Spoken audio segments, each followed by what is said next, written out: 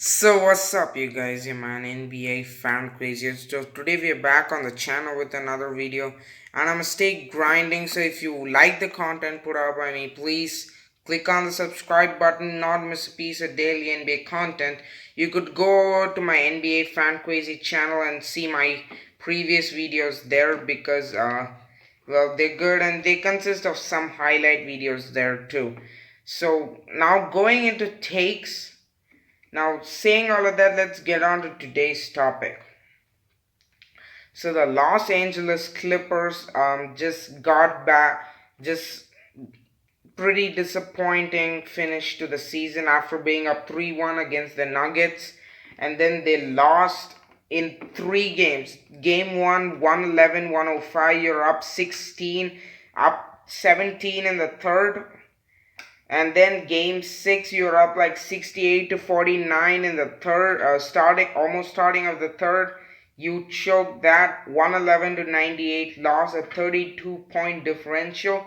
And in the second quarter, you're up like 50 to 38, so you can't just let that go. You're up like 7 almost minutes into the third. You let that fly by, and then you're trailing by like 8 in the start of the fourth. So pretty disappointing finish for the Los Angeles Clippers. So now what did they go out and do in the off season? So in the off season, we're gonna talk about their additions. The subtractions, Montrezl didn't play really well in the playoffs. I wouldn't go as far as to call him a defensive liability because I think this talk has got traction after the Nuggets loss. Like before that, I don't think people ever thought of Montrezl as like a liability on the defensive side of the ball. In fact, if anything, they might have thought that Montrezl was really good defensively. But he does struggle with guys big because he's either too small to guard bigs or he isn't too agile to guard smaller and quicker guys. So that's one thing where the Clippers struggle with Montrezl's closing games at the 5. So they let him go to the Lakers. That one was pretty shocking for me, especially to accept the value that he did, in spite of having a pretty bad postseason. I thought he was in line like get like a 20 mil check from the Hornets because that's where I thought he'd go, but ultimately he wanted to get buy low, get a championship, and then cash in next offseason. Where I think he'll have the option to decline as player option if I'm right. So that's what I think the terms of the deal are. If those are not, please send me over the terms of the deal because the only thing I remembered was that it was a 2 year 19 mil deal. So that was a pretty good get for the Lakers, but I'll get into the Lakers later. The Clippers let him go.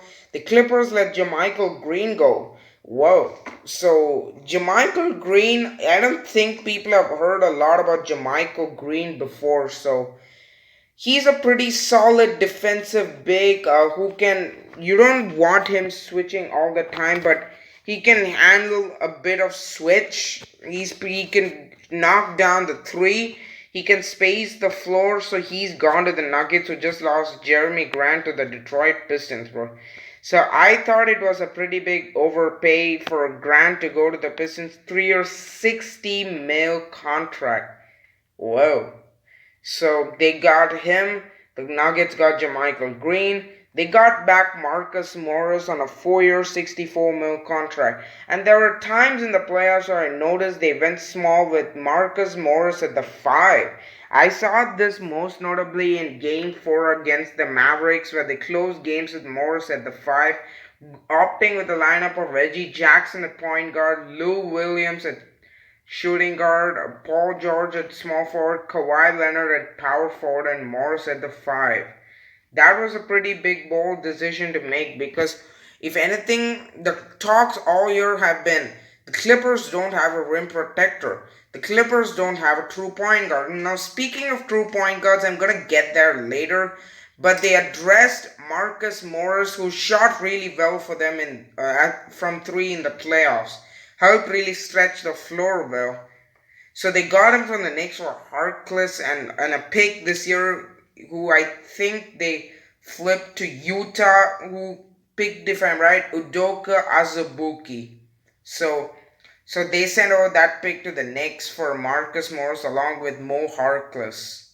So they kept him, and then they got Serge Ibaka. Now, mind you, Serge Ibaka had a really good year in Toronto last season. Marc Gasol was oft injured. Ibaka, he averaged like almost close to 16 points per game.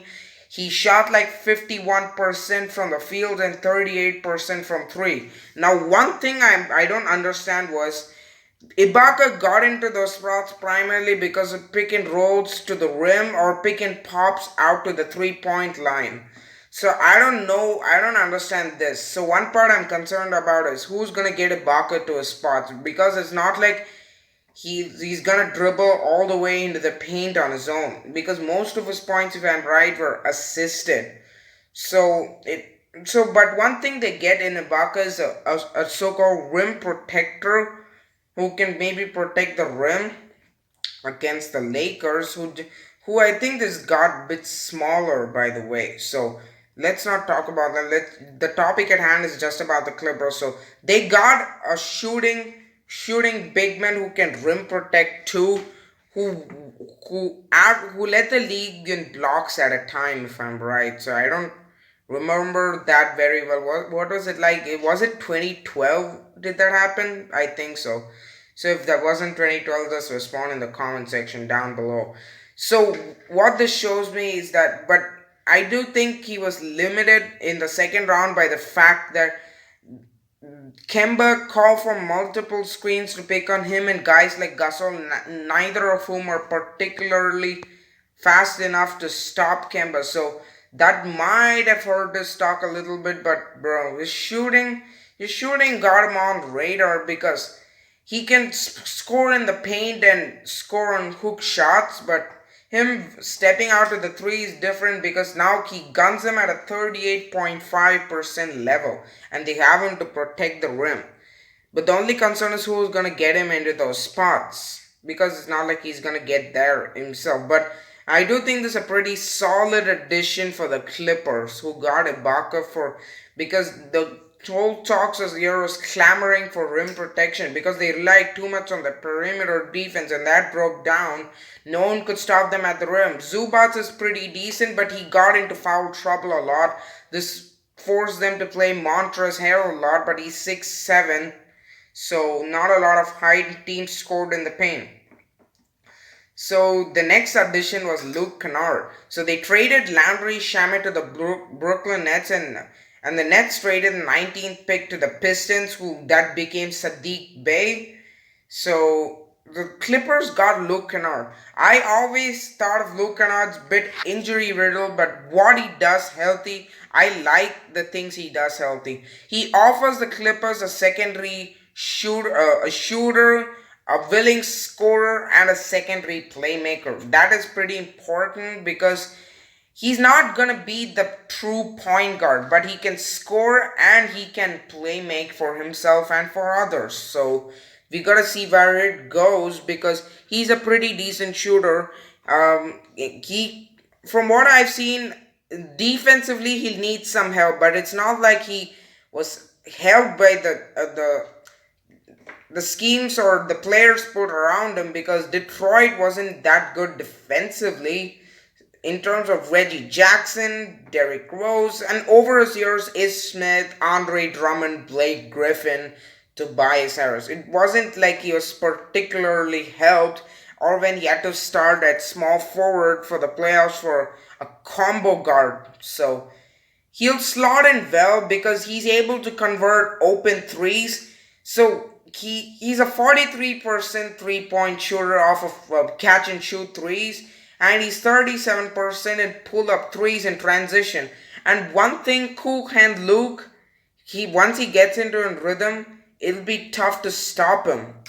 But Detroit, Troy Weaver, they wanted to break shop and sell the remnants of the previous era. They got talent, so they gave Luke Kennard away to the Los Angeles Clippers.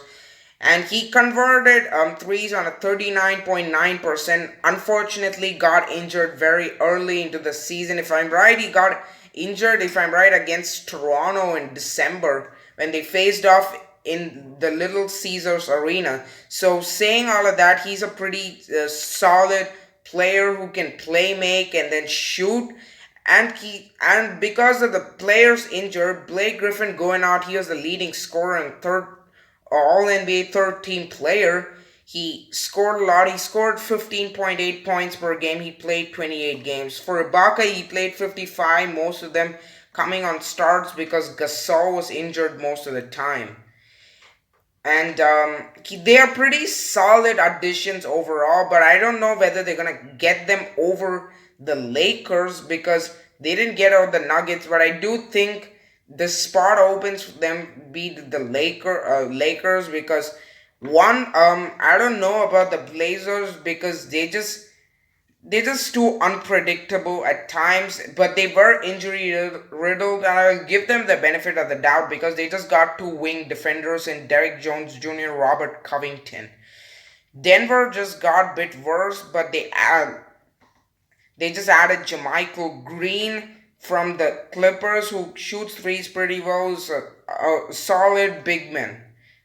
So, in terms of where they stack, I think them and the Nuggets are the third best, second and the third best teams, whichever order you want to put it, with I think Portland slotting in fourth. So the competition's gonna be whether the Clippers can reach the NBA Finals, and last year was the prime opportunity because for them to win a championship, it ain't gonna be any easier than last year was.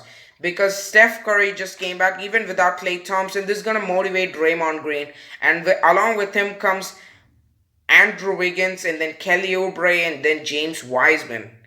And then in Brooklyn, Kevin Durant, Kyrie Irving came along with the depth they have. They are a pretty solid team. So it only becomes tougher for the Clippers. But we'll see as the season goes on how wrong or right we were about the Clippers. So these are two pretty solid additions, Luke Kennard and Serge Ibaka. They were the topic of today's video. So they're able to convert threes off of open looks.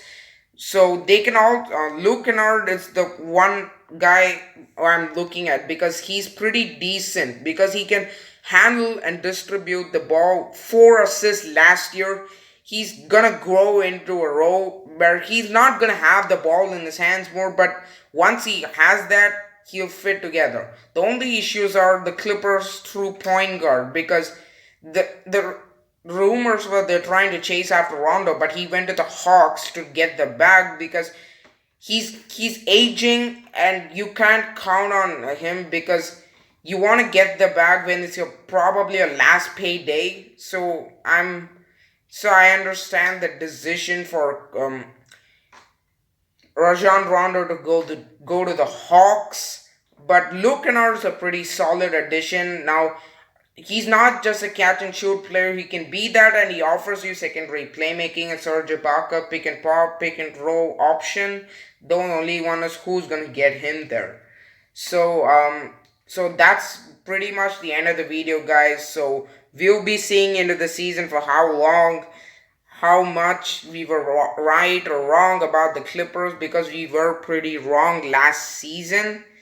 So we'll see how that goes. And the Clippers just got a Christmas Day game against the Nuggets. So we'll stay tuned and watch how that one turns out, because that's a pretty interesting storyline. Last year's playoff matchup. So that's pretty much the end of the video, guys. So I hope you subscribe channel and subscribe to that one, and then see my previous videos so you get a hang of what I do and my content creation. So that's it, guys. So hope you subscribe to the channel and see my podcast. I'll be sharing the link below in the description. So that's pretty much the end of the video, guys. So bye and see y'all, and expect a really good video in the next one.